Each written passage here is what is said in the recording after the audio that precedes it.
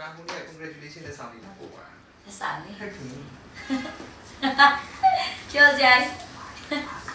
ဘာလက်ဆောင်လေးလဲဘသူပေးရလဲ အမလီစု လက်သေးလေးတွေရောဟဲ့ချူပူချူတော့တယ်မထက်ရဲ့ချစ်တဲ့လက်ဆောင်တော့ဝါ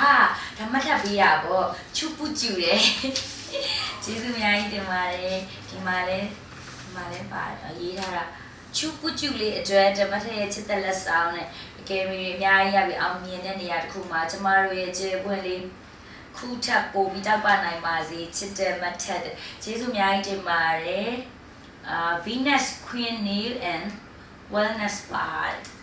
ကျေးဇူးအများကြီးတင်ပါတယ်ကျေးဇူးအများကြီးတင်ပါတယ်မထက်ရေချူပူချူလေးရတယ်ကျေးဇူးအများကြီးတင်ပါတယ်တတဲလေးကြည့်ရအားဝါအရန်လာတဲ့အယောင်လေးတွေပါလားတကယ်တော့တော့ဘနော်ဒီလိုခါလာလေးတွေချူလေးအဲ့လိုပြောင်းလေးအရန်ကြိုက်တယ်။အော်ဒါလေးလည်းချစ်စရာလေးတော့တတဲတွေကလုံးနေတာတကယ်တော့အရန်ကိုကျေးဇူးအများကြီးတင်ပါတယ်။ရန်ကုန်မဲတော့ဟဲ့ဒါလေးလည်းကြိုက်တယ်။မထက်ရေကျေးဇူးအများကြီးတင်ပါတယ်။အော်နောက်တူးကြံလေးဒီနှစ်ခုကကြတော့ဒါဘယ်လိုပေးရလဲ အမလီစုပေးတာ ဒါကြတော့မတ်အမ်လီစုပေးတဲ့လက်ဆောင်မှာချူလေးသုံးနေကြပေါ့နော်ဒါလေးကကြတော့ UV